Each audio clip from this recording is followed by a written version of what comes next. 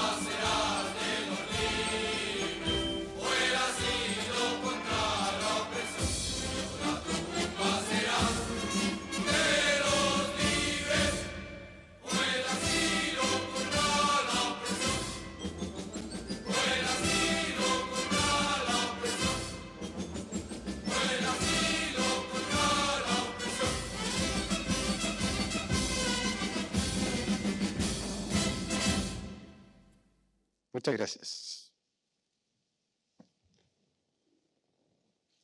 La ceremonia de cuenta pública que hoy desarrollamos tiene para nosotros un carácter especial, pues corresponde a la celebración de los 10 años desde que el Segundo Tribunal Ambiental inició su actividad jurisdiccional.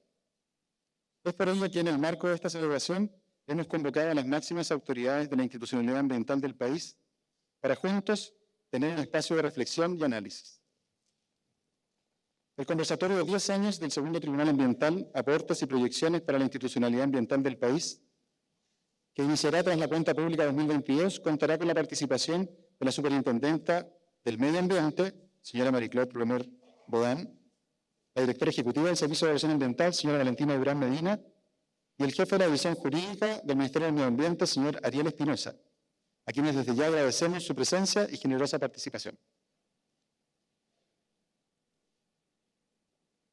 En cumplimiento a la obligación establecida en el artículo 16 de la Ley 20.600, que crea los tribunales ambientales, de dar la cuenta anual respecto al funcionamiento del segundo tribunal ambiental, pasaremos a entregar información precisa acerca del número de causas, número de audiencias y la carga de trabajo que significa la atención de las mismas, como asimismo la rendición de gastos del tribunal. Para ello comenzaremos con la cuenta de la gestión administrativa del tribunal, para luego dar paso a la cuenta de materias jurisdiccionales por parte del ministro presidente. En lo referido a la ejecución presupuestaria, el tribunal mantiene un compromiso histórico de austeridad en el uso de los recursos asignados para su funcionamiento, entendiendo que estos son siempre limitados y que deben ser correcta y oportunamente asignados a todo el aparato estatal. Con respecto a la ejecución presupuestaria del año 2022, esta alcanzó un 95,52% de la asignación total del año, lo que equivale a un gasto de 2.084.152.230 pesos. El porcentaje restante no ejecutado corresponde principalmente a la remuneración que se debe considerar de dos ministros, un ministro titular abogado y el ministro titular licenciado en ciencias, cargos que se encuentran pendientes de proveer a la fecha. Por su parte, en sintonía con la misión y visión del segundo tribunal ambiental, para el correcto y transparente y eficiente uso de los recursos fiscales, nuestra gestión de adquisición de bienes y servicios se desarrolló sobre la base de las reglas establecidas para las compras públicas. Es así como, a través de la plataforma Mercado Público, específicamente bajo la modalidad compra ágil, se efectuaron un total de 39 procesos de compra y contratación pública, duplicando las transacciones de abastecimiento por este medio en relación al año anterior, fomentando de esta manera procesos competitivos, transparentes y de acceso público para los proveedores del país. Respecto a la gestión de contratos y el control sobre las prestaciones de servicios por parte de proveedores adjudicados, el Tribunal ha consignado y desarrollado procesos de evaluación anuales, a objeto de monitorear de manera permanente la oportunidad, integridad y cumplimiento de los términos de referencia para cada caso, supeditando la renovación de cada contrato a la revisión que establece cada contraparte técnica en cuanto a la correcta prestación de los servicios convenidos. Como parte de la implementación de la modalidad de teletrabajo, mediante la metodología del trabajo híbrido, convenido con todos los trabajadores y trabajadoras de la institución, el segundo tribunal ambiental ha dotado de todos los elementos, herramientas y condiciones ergonómicas para que las personas desarrollen sus labores tanto desde sus puestos de trabajo como desde sus domicilios. En este ámbito, y como parte de la infraestructura de tecnología de la información, el tribunal extendió durante el año 2022 el actual contrato con el proveedor tecnológico por la provisión de computadores y soluciones informáticas, considerando el estado y óptimas condiciones en las que se encuentran estos activos, lo que también repercute en generar ahorros financieros para las arcas institucionales. En la misma línea, en el periodo que abarca esta cuenta, se destaca el proceso de mejora implementada en el sistema de gestión de causas, logrando facilitar el ingreso y registro de los abogados que tramitan en nuestra judicatura mediante clave única, los avances en la ansiada interconexión con la Ilustrísima Corte de Apelaciones de Santiago y con la Excelentísima Corte Suprema como parte del convenio de colaboración con la Corporación Administrativa del Poder Judicial, y asimismo los avances en posicionar a la institución como una organización cero papel, en cuya línea se concretó el proyecto de archivos de expedientes físicos y esperamos próximamente anunciar la tramitación electrónica total de nuestras causas y documentos administrativos. El año 2022 fue importante para la operacionalización de la estrategia institucional del segundo tribunal ambiental, donde se desplegaron 24 planes operativos vinculados a los 8 objetivos estratégicos. Al finalizar dicha anualidad, el monitoreo de la ejecución de los planes operativos mostró un nivel de cumplimiento del 80%. El pasado mes de diciembre, con el propósito de reforzar los resultados y aprendizajes obtenidos en este primer año de implementación del plan estratégico, los integrantes del tribunal participamos de una nueva y exitosa jornada de planificación, donde se identificaron 8 nuevos planes operativos para el año 2023, que incluyen mejorar la atención de público, optimizar los procesos de gestión de causas, diseñar planes para la mejora de la calidad de vida laboral y conciliación con la vida familiar, la seguridad de la información, entre otros. En lo referente a la gestión de personas, a fines del año 2021 el Tribunal se suscribió a un software integral de gestión de personas con el proveedor Book, implementando en una primera etapa el módulo de remuneraciones para luego incorporar los módulos selección, cultura, comunicación y beneficios, y talento, a través del cual se evalúa el desempeño de nuestros funcionarios. Los avances en este punto han sido muy relevantes para la institución, de lo que dio cuenta la charla informativa presencial realizada en el mes de octubre de 2022, que contó con la participación de todo el tribunal y que permitió visualizar y valorar el importante camino recorrido. Para nuestro tribunal, las personas son un pilar fundamental para lograr los objetivos trazados. Durante el año 2022 tuvimos 4 incorporaciones, con quienes buscamos fortalecer el trabajo que estamos desarrollando y que representen fielmente los valores institucionales, tales como la probidad, el respeto, la excelencia, el trabajo en equipo, entre otros. Hoy contamos con un analista de control de gestión y personas, un nuevo jefe de estudios, un auxiliar de servicios generales y una nueva abogada relatora. Considero muy importante relevar la madurez que ha alcanzado el proceso de evaluación de desempeño, que en este periodo ha visto importantes mejoras en materia tecnológica, participación activa en las jefaturas intermedias y, por sobre todo, el desarrollo de productivos diálogos de desempeño que concluyen con compromisos concretos de mejora y, asimismo, nos permiten detectar necesidades de capacitación. Estamos seguros de que todos estos cambios serán de gran beneficio para la mejora continua de toda nuestra organización. En el año 2022 se ejecutó el Plan Anual de Capacitación y se realizaron diversas charlas en el tribunal, abordando temas de relevancia para la actividad jurisdiccional, tales como la redacción de sentencias, derecho procesal avanzado, hidrogeología, entre otros.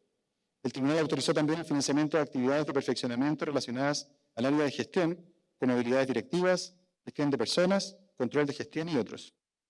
Cumpliendo con los criterios establecidos en el Reglamento Institucional sobre Desarrollo de las Personas, en el mes de mayo de 2022 el tribunal aprobó la promoción de 3 funcionarios. Esta acción da cuenta del compromiso del Segundo Tribunal Ambiental con el desarrollo, el reconocimiento y la promoción de talentos internos. Finalmente, y al igual que en años anteriores, durante el año 2022 trabajamos fuertemente en un modelo de gestión del trabajo sobre la base de planificación y comunicación anticipada del calendario de audiencias, en paralelo del avance en el trabajo de sentencias, consolidando una mejora en los resultados cuantitativos y cualitativos. Un gran desafío en esta materia fue afrontar la importante alza de ingresos de reclamaciones derivadas de la entrada en vigencia de la Ley 21.202 sobre humedales urbanos. Para ello diseñamos con anticipación un plan de gestión de trabajo interno que principalmente consistió en una primera etapa de capacitación, en donde contamos con charlas de expertos en el ámbito científico y jurídico. Una segunda fase de programación de audiencias concentrada en los meses de mayo, junio y julio. Y una tercera etapa de trabajo coordinado en la dictación de las sentencias, lo que permitió desarrollar y unificar criterios según las materias debatidas y reducir considerablemente los tiempos de tramitación de dichas causas. Todo ello sin afectar el avance de las demás materias a cargo de nuestra judicatura. Esta ha sido la cuenta en materia de gestión administrativa del Segundo Tribunal Ambiental. A continuación, el ministro presidente del Segundo Tribunal Ambiental, señor Cristian del Piano Lira, dará la cuenta anual 2022 de las materias jurisdiccionales.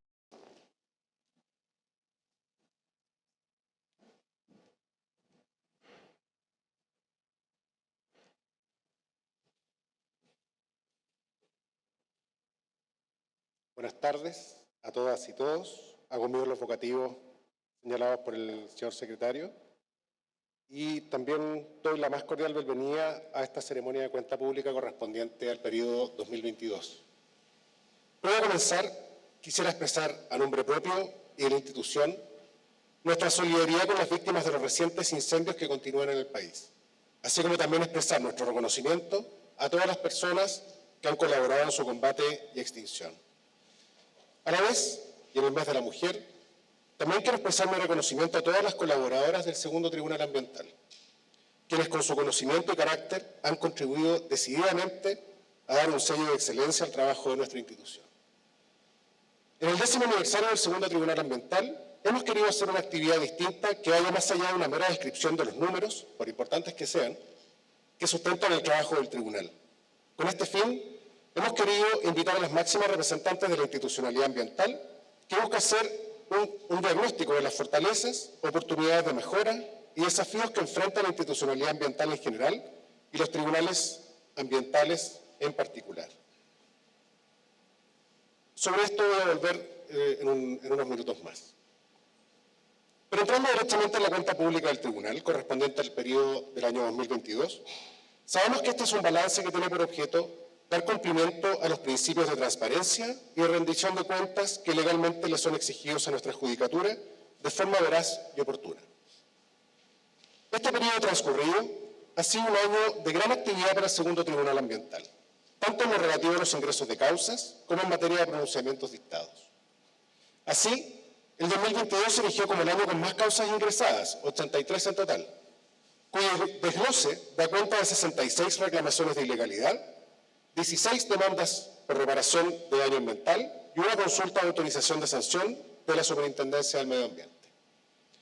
En lo que concierne a las acciones interpuestas, un 19% correspondía al numeral 2 del artículo 17 de la Ley 20.600, esto es, demandas por daño ambiental, un 30% al numeral 3, esto es, reclamaciones en contra de actos dictados por la Superintendencia del Medio Ambiente, un 1% al numeral 4, esto es, las consultas respecto de medidas adoptadas por la Superintendencia del Medio Ambiente, un 18% al numeral 6, esto es, reclamaciones de participación ciudadana, un 23% al numeral 8 del artículo 17, esto es, invalidación de actos ambientales, y un 9% referido al numeral 11 del artículo 17 de nuestra ley.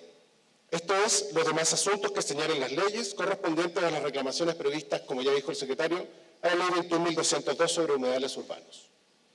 Por su parte, y desde el punto de vista geográfico, se puede advertir que la macrozona centro concentró el 89% de las causas, la macrozona norte un 5% y la macrozona sur un 4%.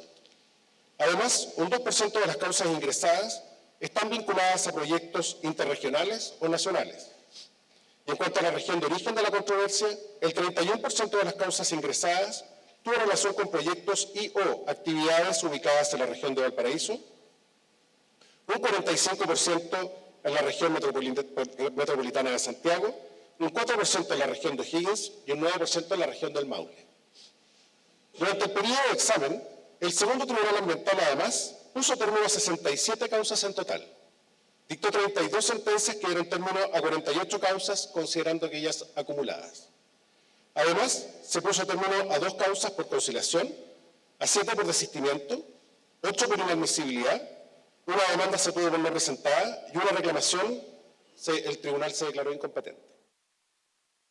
En cuanto al número de sentencias que fueron objeto de recurso de casación ante la excelentísima Corte Suprema, su número ascendió a 13 pronunciamientos, lo que conllevó que un 45% de nuestras decisiones fueran impugnadas por esta vía recursiva.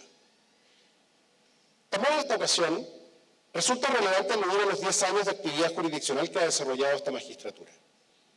A modo de consolidado histórico, va a resultar de interés exponer algunas cifras.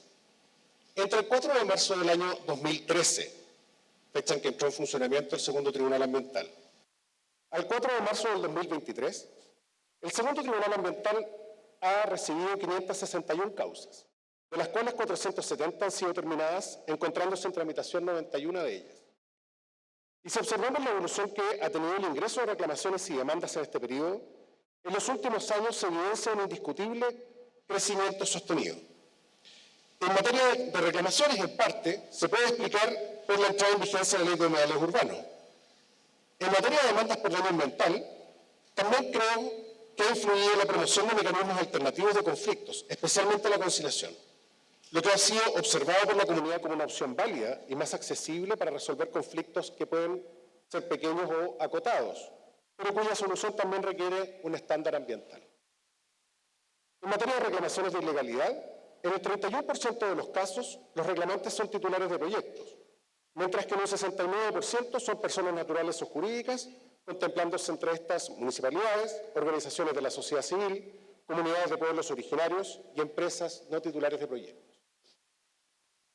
En lo que respecta al procedimiento o acto reclamado, un 46% de estas se ha referido a la evaluación ambiental, un 45% a resoluciones de la Superintendencia del Medio Ambiente, un 8% a actos del Ministerio del Medio Ambiente y un 1% a otro tipo de resoluciones de contenido ambiental.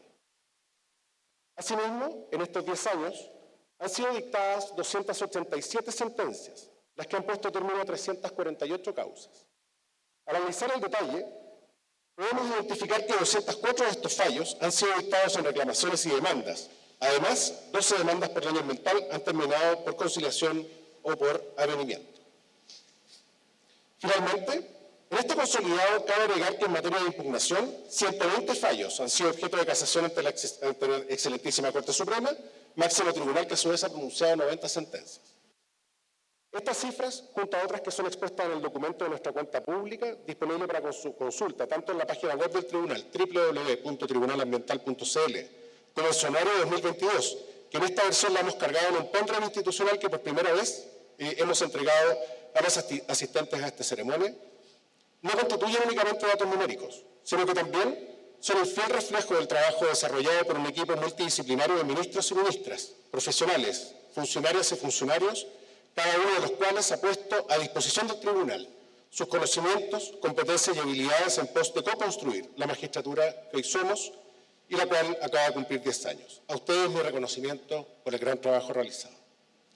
Dicho esto, me gustaría dejar algunas reflexiones respecto de los temas que hemos querido seleccionar para que sean abordados en el conversatorio que tendrá lugar luego de esta cuenta pública.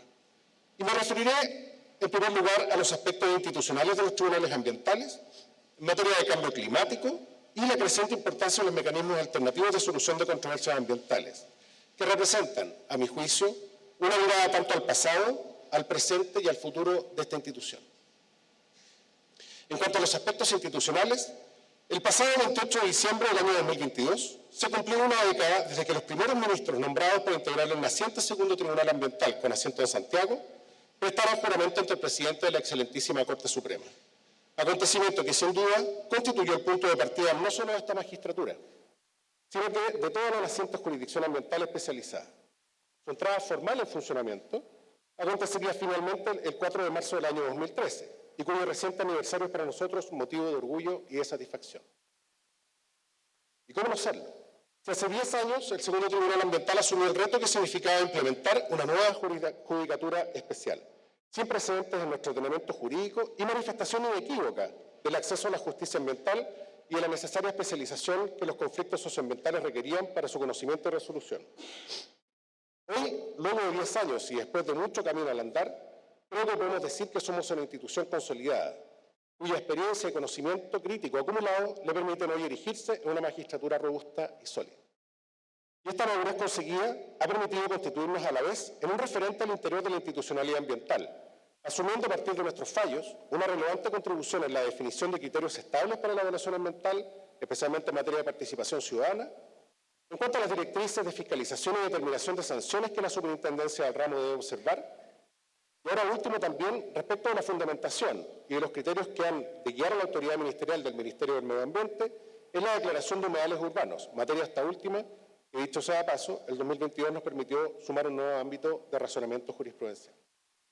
Y lo dicho, valga también para asumir los desafíos que se avisoran en el corto, mediano y largo plazo, los que sin duda serán de variada índole y todas de ellas desafiantes. Otro tema que reviste especial interés para nuestra judicatura dice relación con el cambio climático. Hoy en día constituye un hecho de la causa y una realidad que nos obliga a adoptar medidas urgentes de adaptación y mitigación. Y en este sentido, estamos convencidos que dicha responsabilidad no se agota en las acciones y medidas que implementan las autoridades ministeriales de gobierno y de la administración ambiental. Los tribunales ambientales también tenemos un decisivo rol que asumir, y así lo ha entendido la judicatura que presido, en el contexto que los tribunales ambientales estamos constituidos como parte del engranaje de la institucionalidad ambiental. En este sentido, nuestra jurisprudencia ha desarrollado la necesidad de incorporar en sus sentencias aquellas medidas y/o acciones que permitan reducir los efectos producidos o esperables del cambio climático, dada la vulnerabilidad que dicho fenómeno representa para nuestro país, tanto en materia de evaluación ambiental como en la revisión de autorizaciones ambientales en aquellos casos en que determinadas variables ambientales se hayan visto modificadas de forma sustantiva. Resulta relevante en este contexto la dictación de la Ley 21.455, que es la Ley Marco de Cambio Climático, dado que más allá de la competencia que atribuye a los tribunales ambientales para conocer de las reclamaciones que indica, los principios que consagra devienen precisamente en directrices y mandatos que deben ser observados por todos los órganos del Estado, incluyendo entre estos a la jurisdicción especial de la que formamos parte. Es importante destacar que muchos de estos principios han sido desarrollados en el derecho internacional. Y como nos dice en desarrollo, tanto el Tribunal Internacional de Derechos del Mar como la Corte Interamericana de Derechos Humanos han sido requeridos para pronunciarse mediante opiniones consultivas sobre cuestiones vinculadas a cambio climático. A ello cabe agregar que en los próximos días la Asamblea General de Naciones Unidas deberá pronunciarse respecto de una propuesta de solicitud de opinión consultiva para ser presentada ante la Corte Internacional de Justicia. Las tres solicitudes de opinión consultiva tienen aproximaciones e instrumentos diversos a la cuestión, pero tienen en común que los dictámenes que ellos emitan deberán interpretar tratados y principios que inciden en materia del régimen jurídico del cambio climático, tanto a nivel internacional como su aplicación en el derecho nacional. En otras palabras, si bien las opiniones consultivas emanadas de los tribunales internacionales no son vinculantes, se debe considerar que las disposiciones de los tratados, así como los principios que sean interpretados y desarrollados, influyen decididamente en la interpretación y aplicación de las normas y principios del orden interno, especialmente mediante decisiones judiciales. En definitiva, las opiniones que los aludidos tribunales internacionales realizarán constituirán sin duda una fuente relevante de criterios interpretativos que nos permitirán enfrentar con más y mejores herramientas de juicio un desafío que nos exige actuar de forma decidida y coordinada como parte de un engranaje institucional en materia ambiental. Otro asunto que el segundo Tribunal Ambiental seguirá con especial interés es el reciente inicio de un nuevo proceso constituyente. Hace exactamente una semana y en las instalaciones del ex Congreso Nacional se procedió a la implementación de la primera etapa de este proceso, asumiendo sus cargos los 24 miembros de la denominada Comisión Experta y los 12 letrados que conforman el llamado Comité Técnico de Admisibilidad. En este nuevo proceso, creo firmemente que nuestro tribunal y la institucionalidad ambiental en su conjunto tenemos mucho que aportar, por lo que desde ya como tribunal nos ponemos a disposición de las instituciones que llevarán a cabo este proceso para poder materializar nuestra contribución a una Constitución que ponga las temáticas ambientales, el desarrollo sostenible y la acción climática en el centro del debate, desde la experiencia que institucionalmente hemos adquirido en los conflictos socioambientales que subyacen a las controversias que estamos llamados a resolver. También es un aspecto a considerar la importancia creciente que han tenido las soluciones alternativas a las sentencias que se han desarrollado en materia de daño ambiental y que en algunos casos se han ido extendiendo a materias de reclamaciones, consciente de la controversia también que ello ha generado. En el caso del segundo Tribunal Ambiental, hemos tenido un intenso trabajo en esta materia, que ha significado propender a un fortalecimiento interno que permita abordar esta cuestión con mayor eficiencia y eficacia.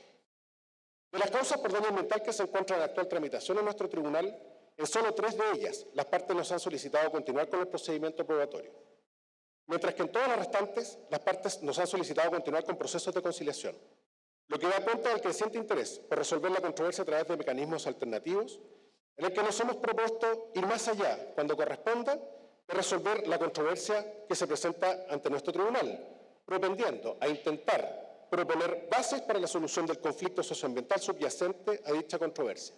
Hacia allá queremos apuntar. Por último, y para terminar, también quisiera aludir a los procesos a través de los cuales se ha ido generando el nombramiento de ministros de los tribunales ambientales, relevando sus dudas y complejidades y de forma particular la manera en que nuestra judicatura ha debido abordar los riesgos derivados de la violación que al efecto se observa. Actualmente, solo el tercer Tribunal Ambiental posee integración completa, mientras que el primer Tribunal Ambiental tiene solo 2 ministros tribunales y el nuestro cuenta con 3 ministros, uno de ellos titular y 2 suplentes. Si bien las quinas de quienes postulan los cargos vacantes fueron propuestas por la Corte Suprema hace ya varios meses, estas aún se mantienen en el Poder Ejecutivo, encontrándose estancados su envío al Senado. También cabe consignar que este año terminan los periodos de 5 ministros entre los 3 tribunales ambientales.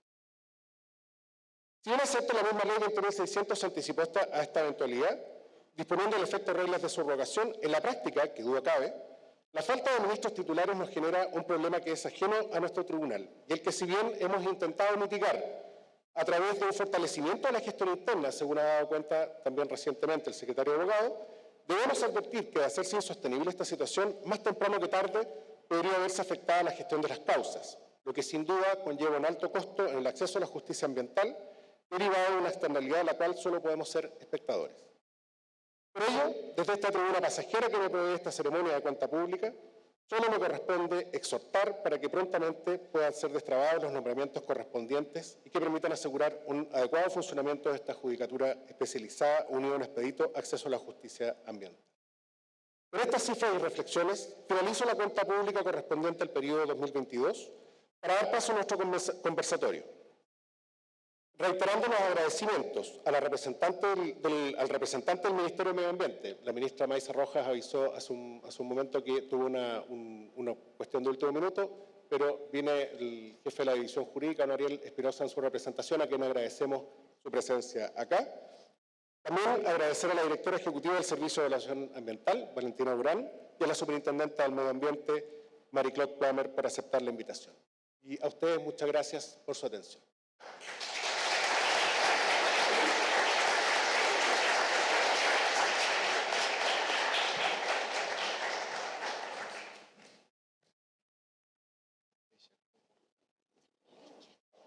Muchas gracias, ministro presidente. Así hemos dado a conocer la cuenta pública 2022 del Segundo Tribunal Ambiental. Este recuento, junto con las sentencias dictadas durante el año recién pasado, se encuentran recopiladas en el anuario 2022 del Segundo Tribunal Ambiental, el que ha sido entregado a cada uno de los asistentes de esta ceremonia y está disponible a todo el público en nuestro sitio web www.tribunalambiental.cl. Ministra señora Sfer, ministros del Piano y señor López, muchas gracias por la labor desarrollada durante este periodo. Los invitamos a bajar y tomar asiento en el auditorio.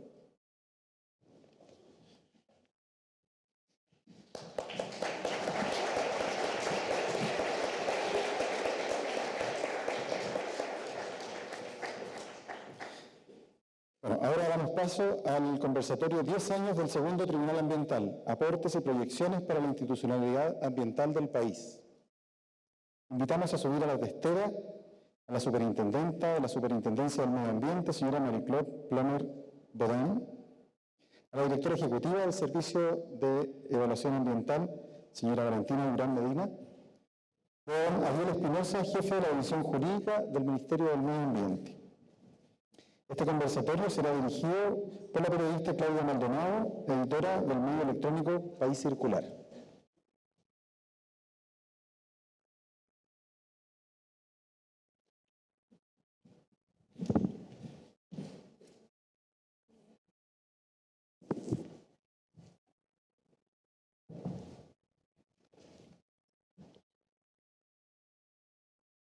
Bien. Muy buenas tardes a todos y todas los presentes. ¿Se escucha bien? No, yo creo que se escucha, ¿sí? Sí. Damos la bienvenida al conversatorio 10 años del Segundo Tribunal Ambiental, aportes y proyecciones para la institucionalidad ambiental del país. El ministro del Piano ya dejó planteados varios temas interesantes a tratar con nuestros panelistas, a quienes doy la bienvenida. Les agradezco que estén acá representando básicamente a todos los componentes de la institucionalidad ambiental chilena, que también están cumpliendo estos 10 años junto con el Tribunal Ambiental, ¿cierto? La Superintendencia, el Servicio de Evaluación Ambiental y el Ministerio del Medio Ambiente. Quisiera dar un breve contexto, ¿cierto? Que este es el nuevo diseño institucional que lleva recién 10 años, ¿cierto? Pero 10 años que han sido muy intensos y que sin duda dan pie para hacer evaluaciones y proyecciones. ¿Sí? No se escucha bien. Vamos a sacar ahí sí se escucha mejor. En este diseño hace falta, sí, todavía una institución importante que en enero pasado ya, después de mucho tiempo, salió de la Cámara de Diputados, el Servicio de Biodiversidad y Áreas Protegidas. Quizás alcancemos a tratar esto. También quisiera mencionar que el sábado pasado, ¿cierto?, también se cumplió un año del gobierno del presidente Gabriel Boric, primer gobierno que se declara abiertamente ecologista, y que además ha puesto énfasis en impulsar una transición socioecológica justa y una transición hídrica justa. Es decir, hay un acento importante en el acceso a la justicia ambiental, donde no solo está el rol de los tribunales, sino que todas las instituciones están involucradas en eso.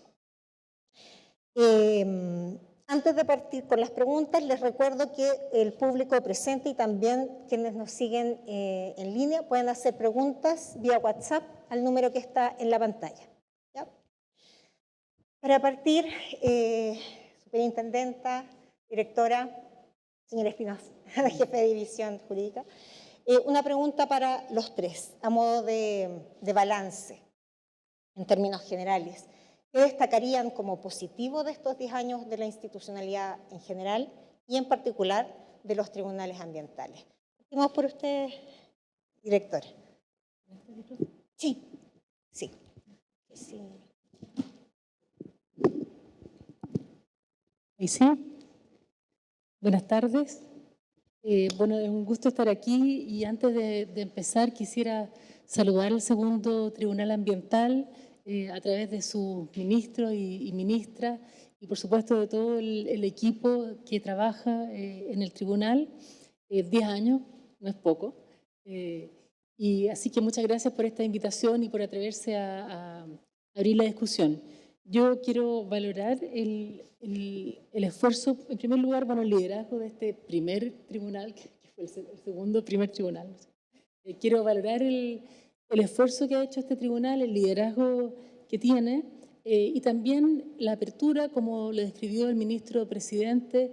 Ellos han hecho, me tocó participar como académica, ¿no es cierto?, han hecho un proceso abierto de planificación estratégica, abriéndose al público. Creo que podemos destacar el gran esfuerzo de transparencia en su gestión, su página web, los ejercicios que ha hecho, porque no es fácil, digamos, hablar de sus sentencias. Creo que hay muchos esfuerzos que dan cuenta de cómo se abre este tribunal ambiental a la ciudadanía y cómo hace un ejercicio de autocrítica, de búsqueda de mejora continua de manera abierta. Yo creo que eso lo valoramos muy sinceramente, no es habitual. Cuando se crearon los tribunales ambientales, la expectativa que teníamos y que tenía todo el público, ¿no es cierto?, era de que permitieran alcanzar mayores niveles de acceso a la justicia ambiental y también se esperaba un control de los actos de la administración en materia ambiental y lograr un mayor esfuerzo de fundamentación. Recordemos que hubo distintas fuerzas, ¿no es cierto?, que llevaron a que se crearan estos tribunales ambientales. Por una parte, un deseo de mayor acceso a la justicia ambiental, la creación de tribunales especializados para estas materias, ¿no es cierto?, altamente técnicas, y por otra parte también una necesidad de contrapeso de una nueva institucionalidad que se venía creando, sobre todo con la Superintendencia del Medio Ambiente, que iba a tener bastante más fuerza, ¿no es cierto? Yo creo que en realidad sin tribunales especializados hoy día sería difícil dar las certezas técnicas y jurídicas que hoy la ciudadanía reclama, ¿no es cierto?, tanto en relación con los titulares de proyectos que requieren certezas técnicas y jurídicas como con la ciudadanía en general que demanda la protección del medio ambiente.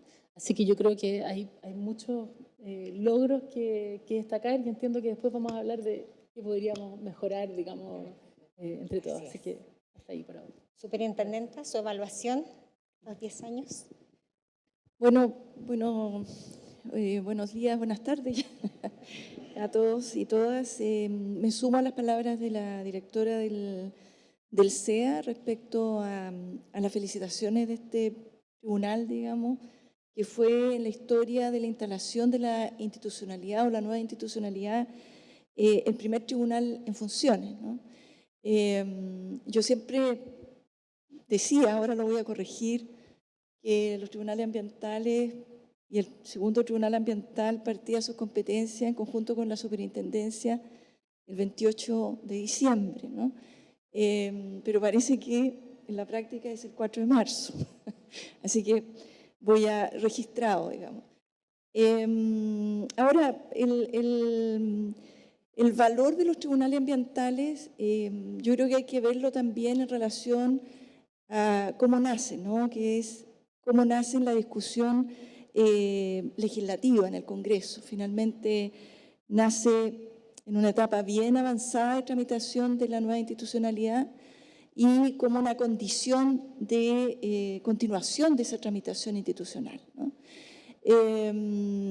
Y el requerimiento venía por parte importante de organizaciones no gubernamentales asociado a la demanda de especialización, básicamente porque existía un diagnóstico que normalmente hasta ese momento los conflictos ambientales se resolvían vía acción de protección en general, ¿no? Y bueno, la historia de la acción de protección también tiene su propio, digamos, características, ¿no? Desde un inicio de diferencia técnica, después no tanto, etc. Entonces hay una necesidad que viene desde la ciudadanía, si uno quiere representarlo en las organizaciones no gubernamentales, y por otro, que es el otro pilar muy importante, que es el control, ¿no? Y los tribunales ambientales nacen en particular, digamos, en la historia, básicamente para colocar un control a una institucionalidad nueva que estaba creándose con importantes atribuciones en materia fiscalizadora y sancionatoria, ¿no? Ahora, ¿cómo ha devenido el tribunal hasta la fecha?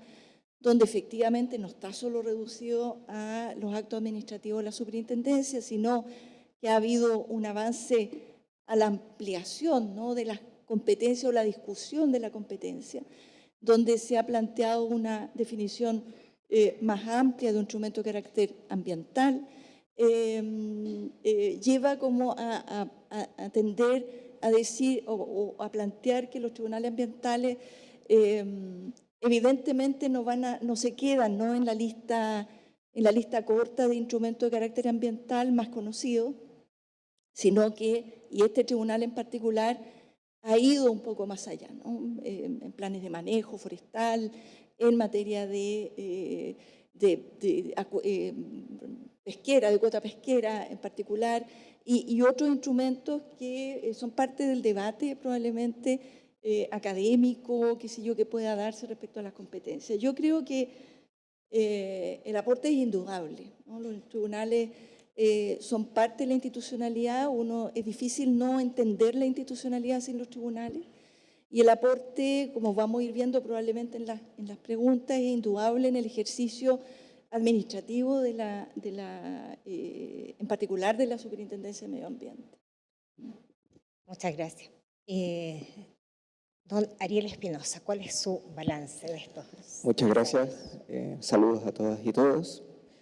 Yo creo que es fundamental la pieza de la estructura del Tribunal Ambiental y su composición, y me voy a referir a eso también, en esta nueva institucionalidad que ya de nueva tiene poco, pero está en constante evolución. Cabe mencionar, y se señaló también, que todavía nos falta el SBAP. Esperemos que prontamente podamos contar con esa pieza importante de la institucionalidad y vamos a abogar por eso con mucha fuerza desde el Ministerio para tener el panorama más completo. Desde el punto de vista de la pregunta, yo creo que es por todos reconocido la existencia del Tribunal Ambiental y su rol, y tiene un doble rol, que es el hecho de existir ya supone este control general a toda la administración, pero en la práctica nosotros hemos visto que el tribunal no ha dudado en ejercer sus poderes y lo ha hecho con fuerza cuando ha tenido que marcar un punto. Yo creo que eso ha sido súper importante. Hay fallos que son emblemáticos respecto de todos los órganos que componen la administración, y eso es un tema muy interesante porque efectivamente hay un control de poderes donde órganos de la administración ejercen sus facultades, y el tribunal siempre, me imagino, debe estar en el punto de decir ¿cuándo entro? ¿Cuándo corto este proceso? A lo mejor la protección se va a ver un poco retrasada, pero se requiere actuar para poner límites, para poner ciertas garantías, pero no puedo hacerlo en todos los casos, tal vez. Una decisión difícil, me imagino, de estar ahí en esos zapatos. Entonces es importante ese pulso, y de vez en cuando ha dado esas señales. Eso es interesante. El otro tema interesante es la composición, que es un tribunal mixto. ¿Y qué implica esto de que sea un tribunal con especialización técnica? Yo creo que una de las cosas para los tomadores de decisiones más fundamentales de eso es este poder que tiene el tribunal a través de esta composición mixta, de que puede entrar en todos los ámbitos de la decisión. Y uno no espera que haya un tema, no, este tema es muy complejo, va a pasar inadvertido. Eso no pasa, no ocurre. Todos los aspectos de la decisión están sujetos al control, y eso fuerza que los organismos, a través de la fundamentación y de la revisión de cada detalle, incluso temas como del orden del expediente, la completitud, la relación adecuada de las piezas del expediente, es objeto de cuestionamiento, y eso pone una tensión interesante en los tomadores de decisiones, y yo creo que eso también va configurando el escenario que nosotros tenemos que tener a la vista para tomar decisiones. Yo creo que eso es uno de los, si uno tuviera que resumir, dos de los antecedentes importantes. Muchas gracias. Los tres panelistas, bien aplicados, nos hicieron una síntesis, ¿cierto?, de la génesis de la institucionalidad, cómo surgieron los tribunales en relación a la superintendencia, la conformación, ¿cierto?, mixta de los ministros, un buen inicio bien general. Ahora pensando en lo que viene, ¿cierto? Y voy a tomar también parte de una pregunta que enviaron, donde preguntan sobre el acuerdo de Escazú. La ministra Rojas ha mencionado que se requiere un reforzamiento de la institucionalidad si es que se quiere implementar correctamente este acuerdo, también la nueva ley de marco del cambio climático. Pensando en ese reforzamiento de la institucionalidad, ¿cierto? Se ha hablado mucho de la necesidad de la superintendencia, por ejemplo, de aumentar las capacidades fiscalizadoras, en el caso de los tribunales, agilizar un poco el nombramiento. Un poco a partir de ese análisis, de eso que se dice, y también de lo que ustedes, de los aspectos que ustedes consideren, ¿qué sería necesario en el corto plazo para poder implementar realmente todos estos desafíos que el país tiene en materia ambiental? Partimos ahora con el representante del Ministerio. Ahora vamos para el otro lado. Bueno, tal como ha señalado la ministra de Medio Ambiente, la ministra Maiza, hay algunas tareas importantes que se ha autoimpuesto el Ministerio que tienen que ver con una reforma a la 19.300 para recoger una serie de diagnósticos de múltiples actores de la sociedad civil, de los desarrolladores de proyectos, de la institucionalidad, en relación al sistema de evaluación de impacto ambiental, pero también a otras áreas de la 19.300. Y esperamos prontamente comunicar las ideas matrices de ese proceso. Y uno de los aspectos que surge como un diagnóstico transversal es, cierto, el sistema recursivo. Así que ahí voy a dejarlo hasta ahí nomás para no quitarle espacio a las demás panelistas. También es importante una reforma a la Ley Orgánica de la Superintendencia de Medio Ambiente, con la cual estamos trabajando directamente con la superintendencia en ese sentido. Y también en relación a todos los demás instrumentos de gestión ambiental, constantemente estamos mirando los fallos, los pronunciamientos de los tribunales ambientales, de la Corte Suprema, para ir mejorando las técnicas regulatorias en general ya una vez aplicado. Entonces, hay siempre, dentro de toda la estructura de la normativa ambiental, hay aspectos que requieren mejorar. El sistema de designación probablemente también de los ministros de los tribunales ambientales resulta bastante complejo, es probablemente, y aquí no es un gran misterio lo que estoy diciendo, es de los sistemas más complejos de nombramiento que existen en toda la institucionalidad. Siempre es bueno, en un ámbito cierto de trabajo de diagnóstico, escuchar a todos los actores, ver qué mejoras se pueden establecer para poder abordar ese, que es un problema real. Yo creo que nadie puede negar su éxito. Pero en concreto, ¿cuáles son los planes, digamos? ¿Hay algo que se pueda adelantar? ¿Algo mencionado en relación a la superintendencia? ¿Planes de impulsar algo a nivel legislativo? Sí, tal como señaló este año, la idea es ingresar 2 proyectos de ley importantes de reforma de la SMA y de reforma a la 19.300 para tocar algunos de estos puntos que mencioné. Muchas gracias. Superintendente. ¿Proyecciones, mejoras? Bueno, desde la superintendencia yo creo lo más importante es justamente la modificación de la ley de la superintendencia de medio ambiente, digamos. Aquí ha habido un fuerte compromiso que viene, digamos, incluso antes de esta administración, ¿no? A fines de la administración anterior, de la necesidad de fortalecer la superintendencia de medio ambiente, ¿no? Más allá de lo que puede implicar la asignación de recursos, lo cual siempre es necesario, ¿no? Que tanto en capacidades como en aspectos más bien operativos, eso no cabe duda y eso siempre es necesario. Lo que se busca es fortalecer la institucionalidad en materia especialmente de eficacia,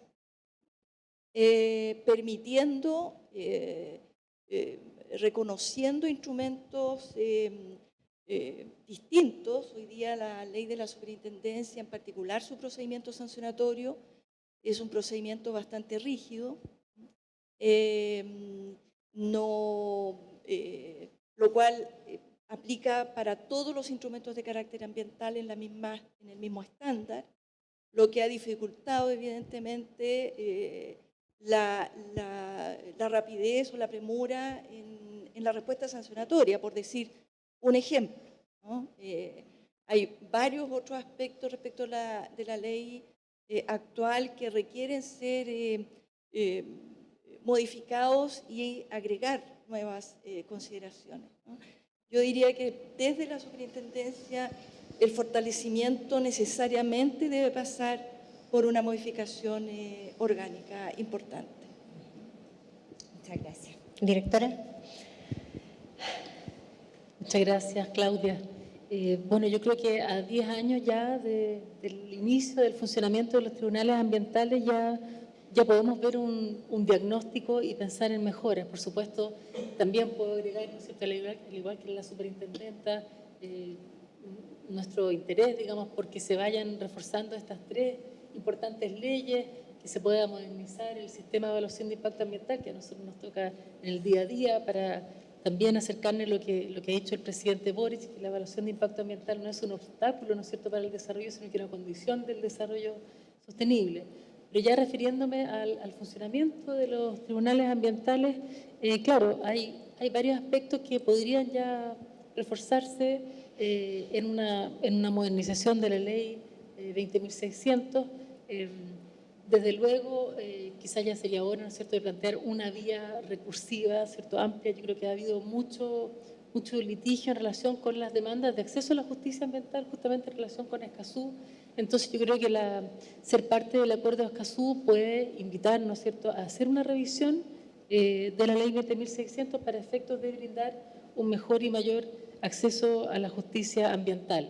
Por otra parte, entonces podrían revisarse tanto las formas de entrada a los tribunales ambientales respecto de la legitimación, de cuáles serían de las competencias, y por otra parte el sistema recursivo, ¿no es cierto?, lo que ocurre después, la procedencia de la casación, apelación, son todas materias que ya han sido discutidas, digamos, profusamente, y valdría la pena una revisión en relación también con el estándar de revisión que tienen los tribunales, ¿no es cierto?, que está restringido. Ellos no pueden reemplazar una sanción, no pueden reformular cargos, no pueden reemplazar una resolución de calificación ambiental. Así que yo creo que ya están todos los elementos sobre la mesa para comenzar a construir, digamos, una reforma, una modernización a luz de estos 10 años de funcionamiento de los tribunales, con esa mirada, digamos, de mayor acceso a la justicia ambiental y también de mayores certezas para tener un litigio que sea virtuoso, digamos, porque estamos claros que hay una garantía, ¿no es cierto?, constitucional, y que no se va a eliminar bajo ninguna circunstancia, ni con otra constitución tampoco, de que toda decisión de los órganos de la administración debe y puede ser revisada por un tribunal de justicia.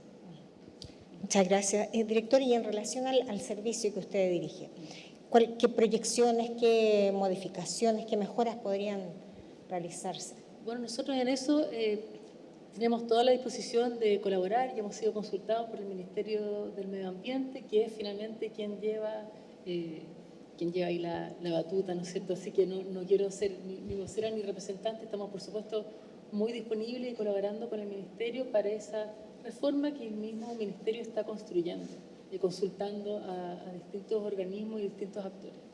Muchas gracias. Bueno, el ministro presidente mencionó también los mecanismos alternativos, ¿cierto?, que está promoviendo, o sea, que se han presentado, principalmente las conciliaciones, que no solo se refieren a daño ambiental, sino que también están incluyendo reclamaciones. Queríamos preguntar cómo ven ustedes, cómo valoran la conciliación como mecanismo alternativo. Directora, ¿usted? Sí, ya que tiene el micrófono. Bueno, efectivamente las conciliaciones están expresamente previstas en los casos de las demandas por daño ambiental, dentro de las disposiciones comunes al procedimiento. No ocurre lo mismo en relación con las reclamaciones respecto de los actos del Servicio de Evaluación Ambiental, del Comité de Ministros y de las comisiones de evaluación, y tampoco respecto de la superintendencia. Es cierto que podemos decir que es un indicador o un factor de mayor acceso a la justicia ambiental el contar con mecanismos de resolución, digamos, variados de resolución de controversias. No obstante, nosotros como servicio y en representación de la institucionalidad que nos corresponde podemos concurrir ante los tribunales. Sin embargo, no sería posible, por ejemplo, conciliar respecto de la legalidad de una resolución de calificación ambiental. No obstante, la conflictividad ambiental lleva a que hayan aspectos, digamos, respecto de un conflicto socioambiental que pueden ser objetos de conciliación eventualmente. Así que en ese sentido tenemos una postura, digamos, cauta y observadora, entendiendo que, por ejemplo, no podría transigirse o conciliarse la legalidad de un acto con un titular de un proyecto, por ejemplo, por un elemento de diseño. Sin perjuicio de eso, puede ser objeto de futuras reformas legales, ¿no es cierto?, establecer mecanismos colaborativos de resolución de controversias dentro de la misma evaluación de impacto ambiental o en otro contexto. Eso es algo que podría estar abierto. Pero también es complicado cuando llega una eventual conciliación al final de un proceso, cuando hoy día se requieren también ciertas certezas en relación con una autorización, con una sanción. Así que me parece, reitero, que es algo interesante de abordar, pero que tiene sus complejidades y limitaciones legales hoy día. Perfecto. Superintendente, sí. ¿Cuál es su mirada? Bueno, en materia de daño ambiental, a mí me parece que la conciliación es fundamental, digamos, porque la finalidad es la reparabilidad, ¿no? La reparabilidad del daño. Y quizás la figura teórica más idónea, más directa de reparación es la conciliación en general. Uno podría decir que el trámite o la tramitación procesal de la conciliación quizás pueda mejorarse, ¿no? Y me refiero en particular a la información respecto, por ejemplo, de las bases de conciliación de un tribunal, ¿no? Que en el fondo está restringido a las partes, y eso puede discutirse respecto de su publicidad, ¿no? Para efectos de entender qué es lo que está pensando el tribunal y finalmente qué es lo que queda como conciliación, ¿no? Ahí hay un espacio, me da la impresión, posible de poder avanzar a través o de una reforma o de mejorar esa publicidad. Como herramienta me parece la más idónea, porque busca la reparación que debiera ser la finalidad última, ¿no? La finalidad última es la finalidad primera cuando nos encontramos ante daño ambiental. Ahora, respecto de la conciliación en otra sede, ¿ah?, en lo que compete a la superintendencia, por cierto que es difícil sostenerla, ¿no?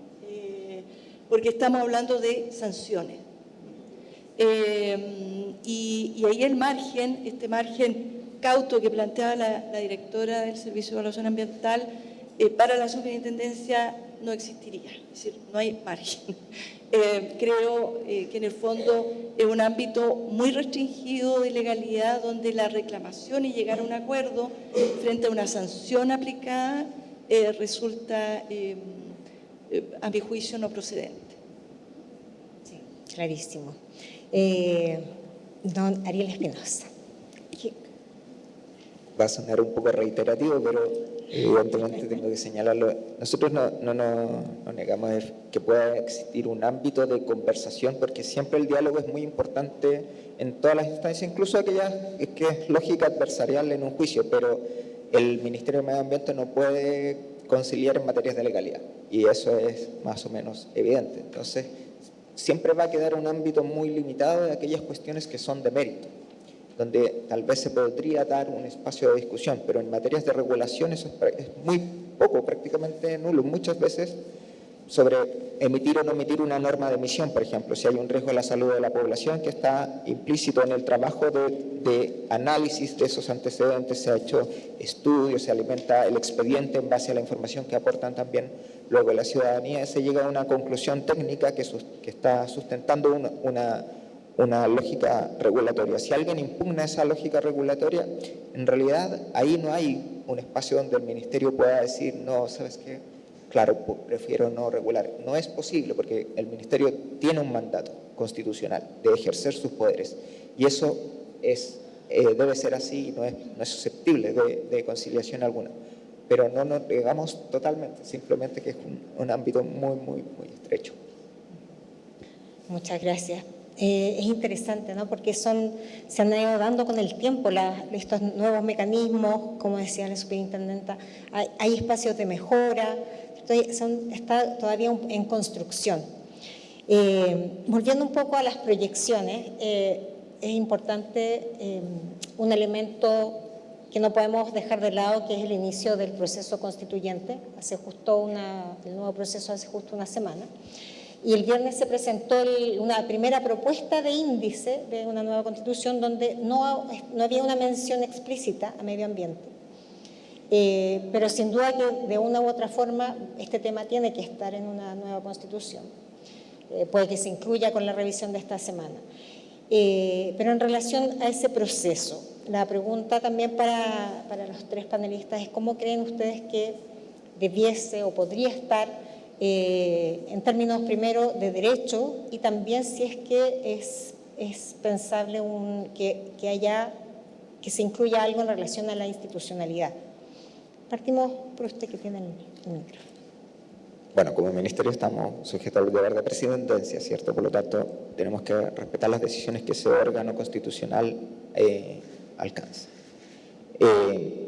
No es un misterio que nosotros hemos suscrito una serie de tratados internacionales que obligan al Estado de Chile y que implican un contenido sobre el cual ya existe una base a partir de la cual el proceso constitucional va a desarrollarse.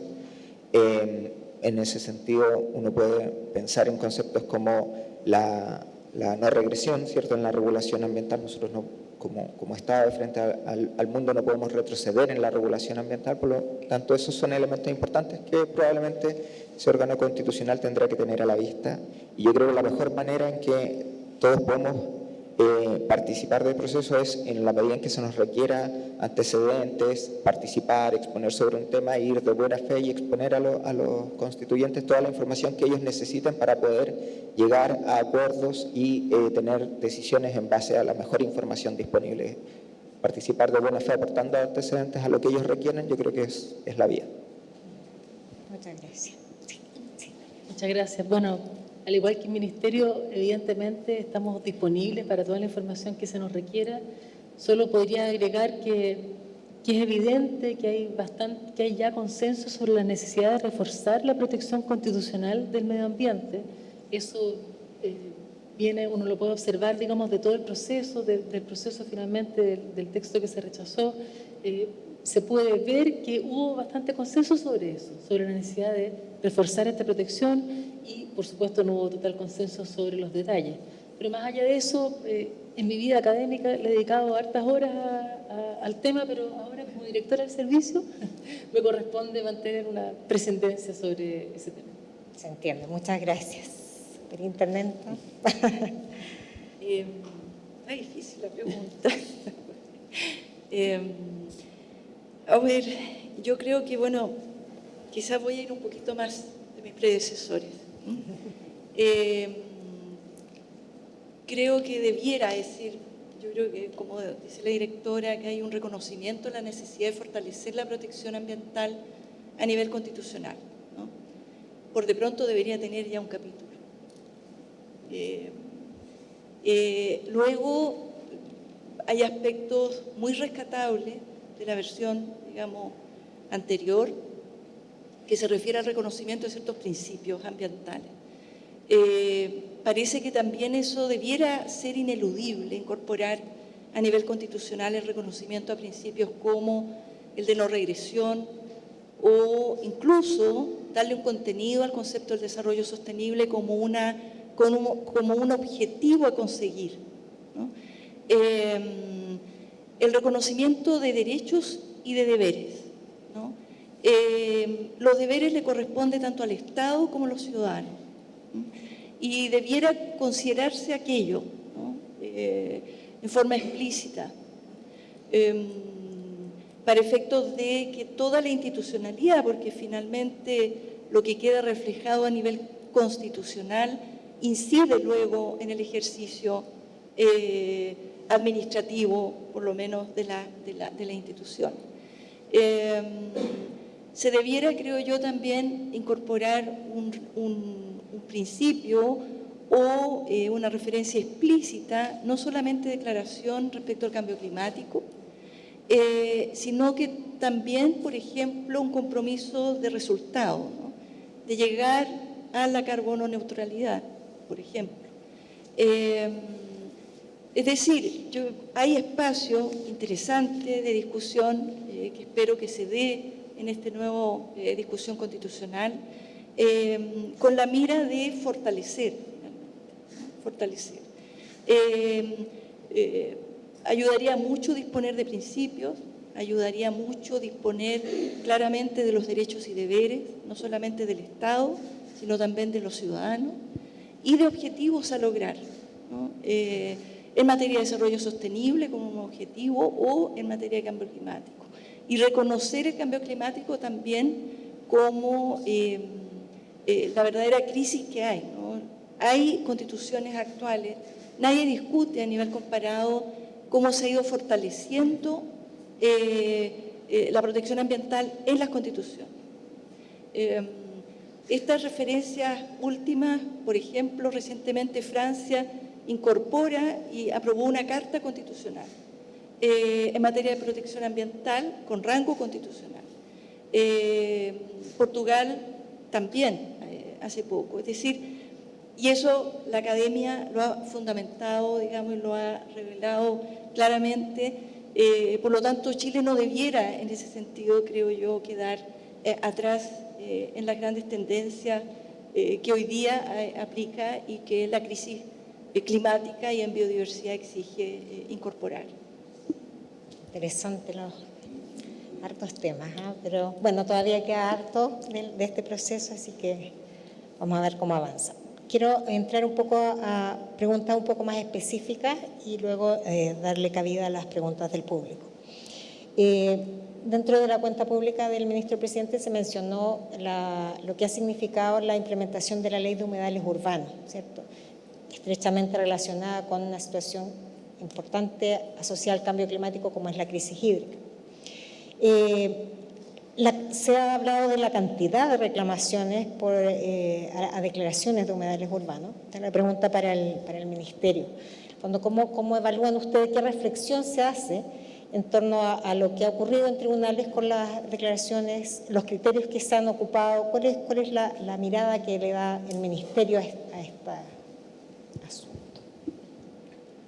Ha sido un proceso bien vertiginoso el tema de la implementación de la ley de humedales urbanos e implicó un cambio en las lógicas de funcionamiento también del propio Ministerio al tener que, por una parte, impulsar el proceso de oficio con los inventarios, o sea, con los humedales que estaban priorizados del Inventario Nacional de Humedales y, por otra parte, también darse cuenta que había una importante necesidad de parte de los territorios de generar protección de sus humedales y los requerimientos de los alcaldes asociado a eso, alcaldes de comunas muy diversas, con muy diversas capacidades y que por lo tanto los expedientes con los cuales solicitaban las declaraciones también adolecen de un espectro amplio de calidad en términos de los criterios para solicitarlo, de la delimitación.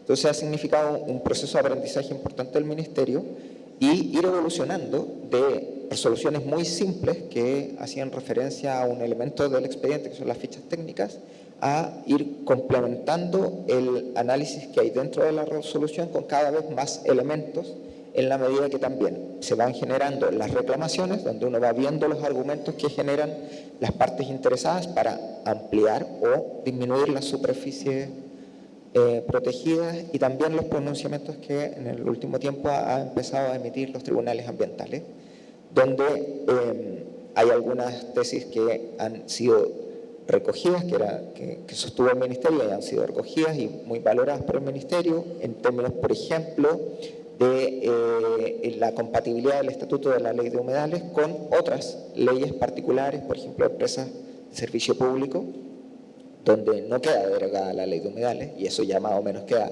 asentado como un criterio uniforme que es muy importante.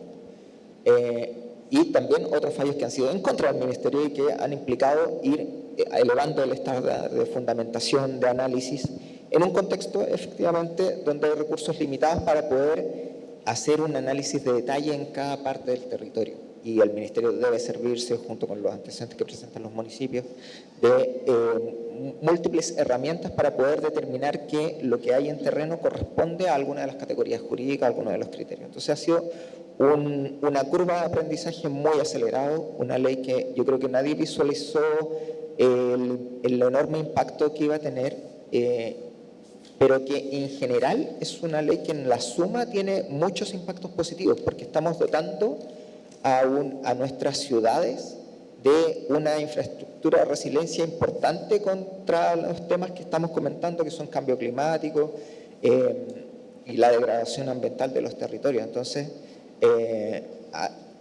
uno puede dedicar horas a hablar de los humedales, pero si yo tuviera que hacer un resumen, diría crecimiento institucional, desarrollo institucional por parte del Ministerio, de ir dotándose de criterios, porque la infraestructura no solamente son personas, también son criterios, son herramientas, son un pool de casos en los cuales mirar.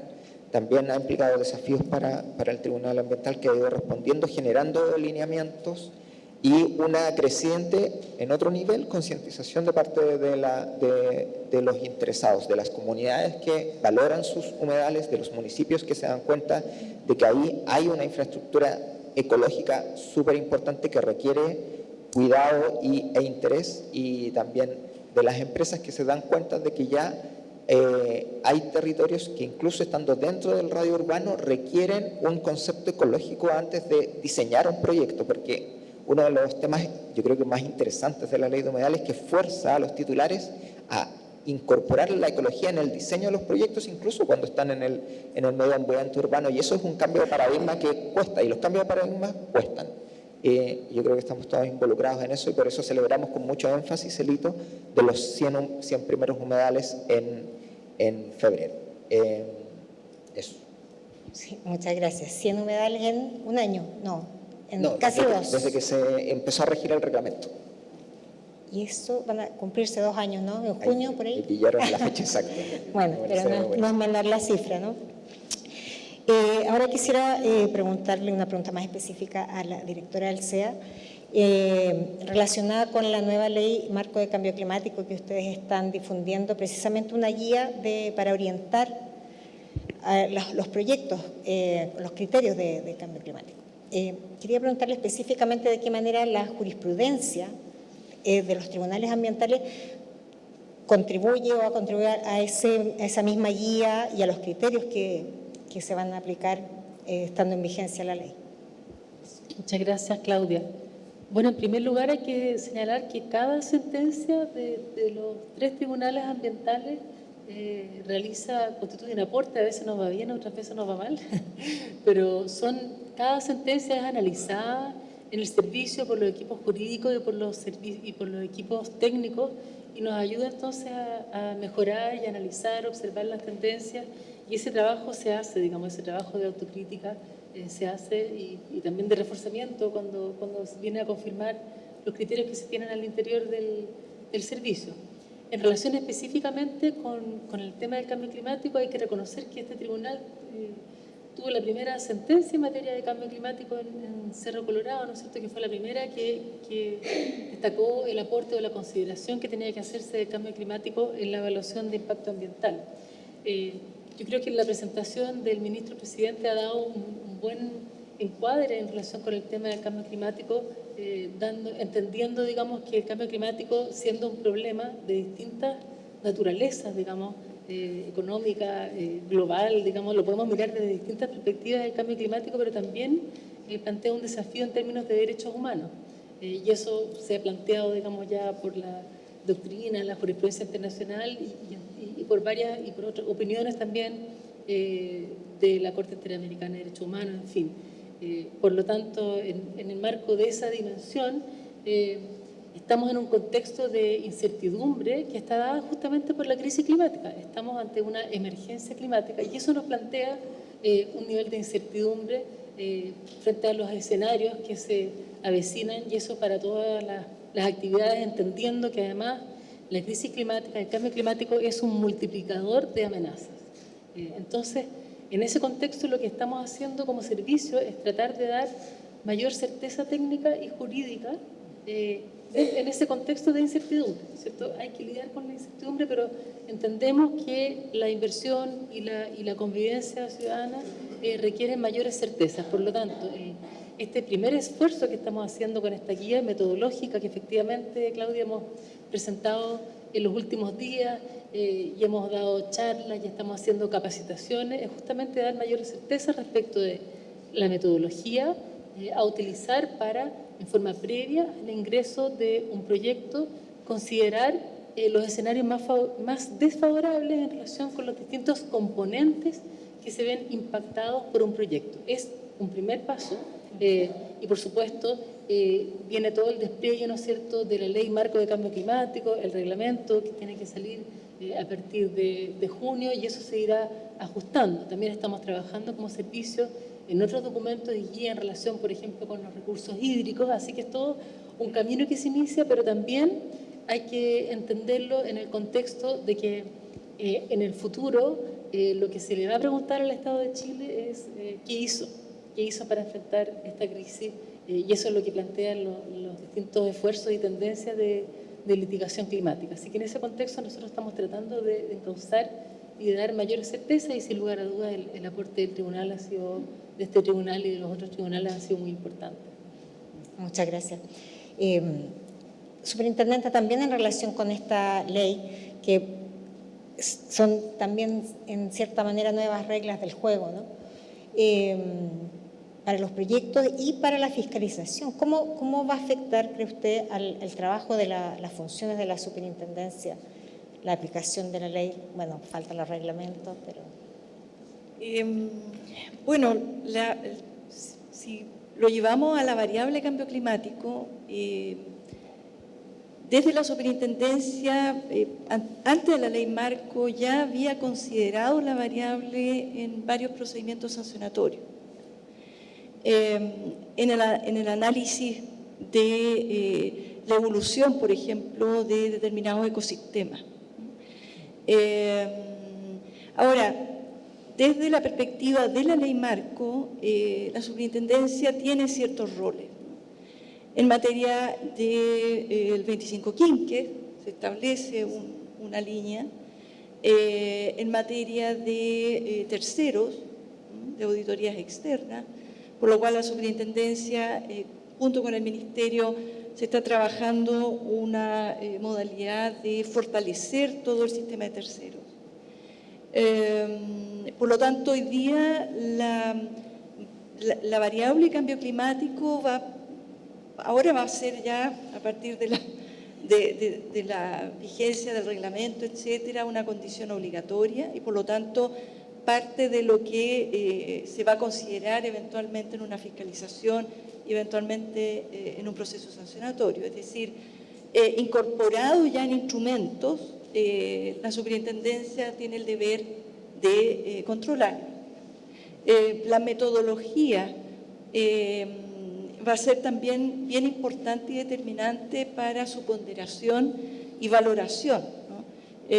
Para efectos de un procedimiento sancionatorio, por ejemplo. Y esos son desafíos, finalmente, que la institucionalidad tiene.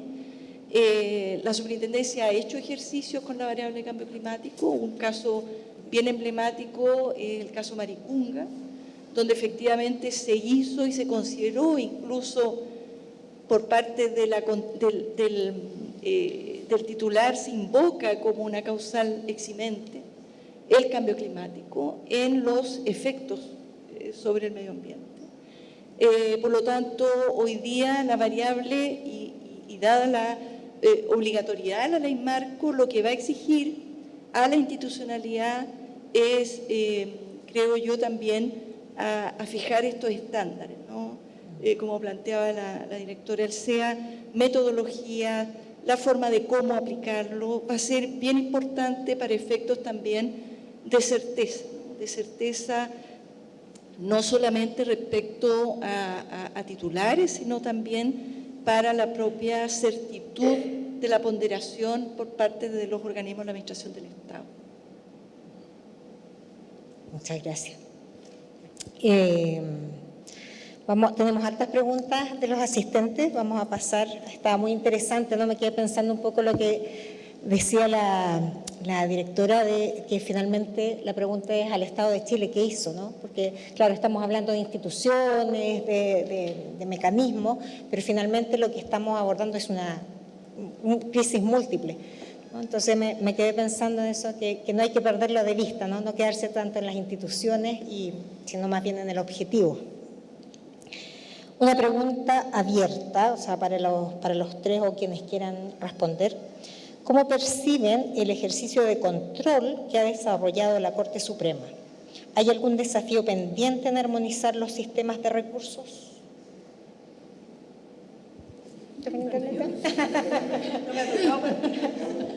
Exijo justicia. Bueno, yo creo que ha sido fundamental, la verdad, la Corte Suprema. Incluso, bueno, quizás lo coloco como quizá una pregunta también adicional. La especialización de la justicia ambiental, ¿dónde está? Porque uno podría asumir directamente hoy día decir que la justicia ambiental está en los tribunales ambientales. Pero creo yo que eso está un poco atenuado, por ciertas características incluso propias de la 20.600 y la ley que lo modifica, ¿no? El 2013 aproximadamente, que incorpora incluso para la conformación de los tribunales y del funcionamiento de los tribunales poder integrarse con ministros de la Corte de Apelaciones, que no son especialistas, por cierto. Entonces ahí ya hubo una suerte de matiz. Y lo otro es que cada vez más, y también podría ser objeto de una discusión, se le está otorgando atribuciones sustantivas, no meramente procesales, a las Cortes de Apelaciones, por algunas interpretaciones que ha adoptado la Corte Suprema,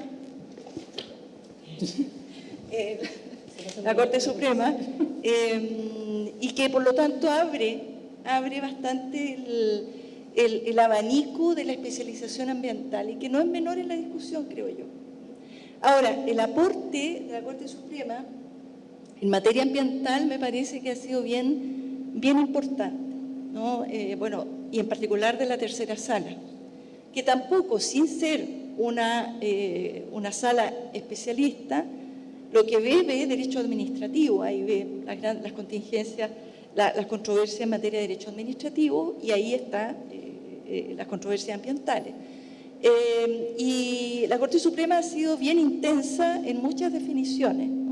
Y no quiero decir ni catalogar un juicio a la palabra intensa, ¿no? Lo podemos discutir. Sí. Habrán algunos que digan, no, se ha pasado un poco revolución en la Corte Suprema, o no, y otros dirán, muy bien, en el avance que se ha hecho en algunos fallos bastante emblemáticos. Lo cierto es que para la institucionalidad y para la superintendencia, evidentemente las definiciones de la Corte Suprema se siguen, se estudian y se tratan, bueno, de armonizar respecto a las decisiones que va adoptando. Pero me parece que en el concierto de actores en justicia ambiental jurisdiccionales, la Corte Suprema es fundamental, y ha sido fundamental especialmente en materia ambiental. Muchas gracias. ¿Alguien más que quiera comentar? Sí. Bueno, por cierto, los fallos se acatan. Pero yo creo que sí, complementando lo que dice la superintendenta, podemos decir que si uno observa, digamos, la sentencia de la Corte Suprema, especialmente en materia de acción de protección, uno se puede ver como finalmente el llamado de la Corte Suprema es a dar una mirada finalista al ejercicio de la competencia de los organismos del Estado con competencias ambientales. Finalista en el sentido de mirar al deber de asegurar, ¿no es cierto?, el ejercicio de un derecho a un medio ambiente libre de contaminación y también un llamado a la coordinación. Yo con eso me quedaría en relación con el aporte, por supuesto el gran aporte de la Corte Suprema y la tercera sala. Yo diría que ese es el llamado que le hace a la institucionalidad pública ambiental principalmente. Sí, sí. La segunda parte de la pregunta era si hay algún desafío pendiente en armonizar los sistemas de recursos. No sé si se ha dado respuesta a eso.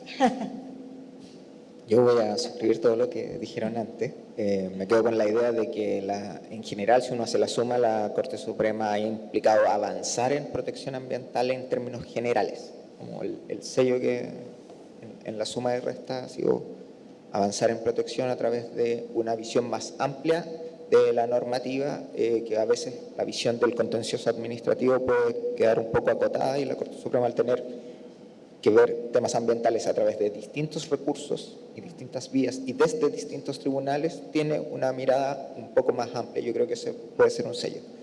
Si uno tuviera que hacer como un comentario, uno no comenta fallos de la Corte, así que no corresponde, pero tal vez sí sería interesante revisar cómo han entendido ciertos regímenes recursivos, en particular en aquellos casos en que no se permite ni la apelación ni la casación, y solo la queja, y el entendimiento restringido de la queja puede generar alguna situación como de muchos procesos administrativos previos para llegar a una decisión final de la Corte.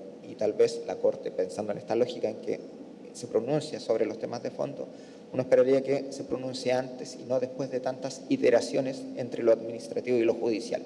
Eso tal vez sería un tema interesante a analizar. Muchas gracias. Yo creo que respondieron a la pregunta de uno de los asistentes, ¿no? Otra pregunta, también abierta, pero un poco más específica del Ministerio, dice, en relación a la denominada transición hídrica justa, ¿qué medidas jurídicas, políticas y prácticas tiene proyectado el Ministerio en el corto y mediano plazo? Medidas jurídicas, políticas y prácticas.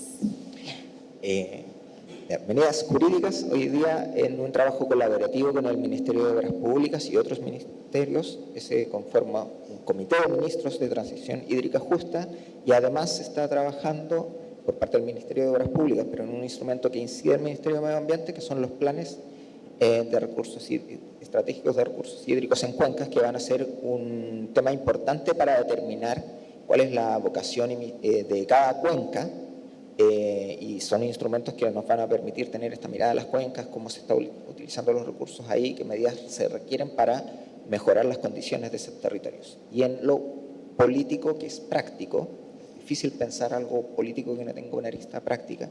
El Ministerio ha trabajado en la idea de crear pilotos de consejos de cuencas que permitan agrupar a los distintos actores del territorio, tanto los que tienen derechos como aquellos que usan o que tienen interés en los recursos hídricos, y que aporten a estos instrumentos que son formales, aporten la mirada de la discusión intersectorial que se da a propósito de una cuenca, y por lo tanto mejorar la calidad de estos instrumentos y darle una perspectiva. Y si esa experiencia es positiva, idealmente tener un proyecto de ley que luego lo respalde. Entonces esas son algunas de las iniciativas que está trabajando el Ministerio en la materia.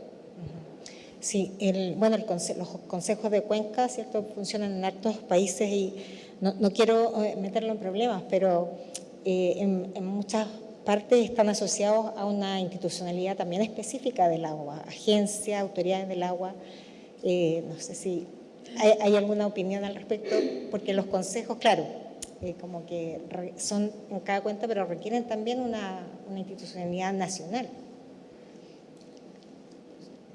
No puedo explayarme mucho al respecto, pero la idea es avanzar con el instrumento ya vigente, generar los pilotos de consejos de cuencas para generar un aprendizaje institucional al respecto, y que eso se vea cristalizado luego en un proyecto de ley que recoja esta experiencia con los diversos matices que tienen las cuencas a lo largo de todo el territorio. Y por eso el trabajo que se ha hecho es buscar cuencas piloto en cada región para poder recoger esa experiencia que es tan diversa, partiendo por la base de generar mapas de actores de cada cuenca, sin tener un preconcepto de quiénes son los actores de cada cuenca. Entonces es un trabajo que va a ser un poco lento, pero tiene que hacerse de esa manera para que se pueda generar algo que sea aterrizado a la realidad de los territorios. Muchas gracias. Directora, superintendente, ¿algún comentario respecto a la transición hídrica justa? No. De cierta manera se vincula esto con otra consulta para los tres que preguntan qué opinan del ordenamiento territorial vigente en el país.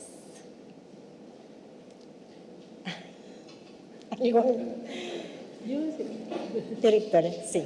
Su opinión respecto al ordenamiento territorial vigente. O sea, lo que puedo decir al respecto es que a mayor densidad normativa, a mayor planificación urbana, a mayor ordenamiento territorial, mayores certezas tenemos en la evaluación de impacto ambiental.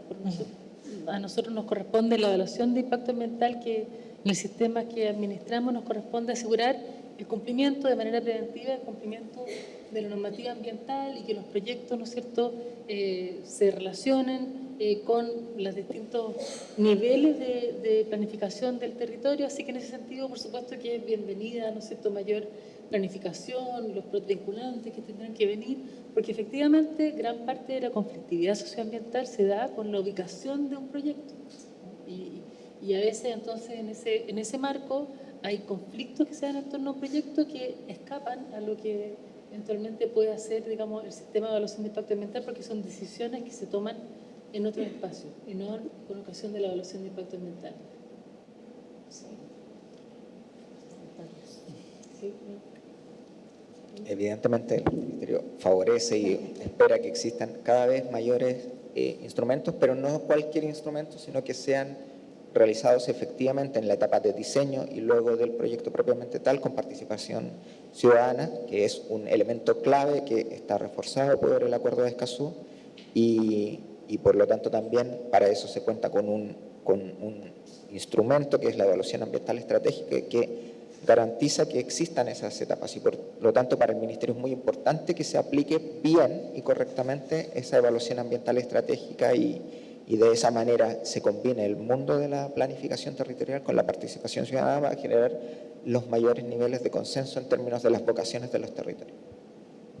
Muchas gracias. Sí, lamentablemente tenemos que ir cerrando, nos pilló la hora, hay hartas preguntas, sin duda que es un tema que despierta mucho interés, ¿cierto? Les agradezco, directora ejecutiva del Servicio de Evaluación Ambiental, Valentina Durán, la superintendenta también del servicio, superintendente del Medio Ambiente, perdón, Marie-Claude Plumer, y al representante del Ministerio del Medio Ambiente, don Ariel Espinosa, jefe de la División Jurídica. Le agradezco también a todos los asistentes, agradezco la invitación del segundo tribunal, un reconocimiento a País Circular, ¿cierto?, el esfuerzo que hacemos también de difusión de estos temas y los invitamos a un café que se va a servir en el hall de ingreso. Muchas gracias, buenas tardes.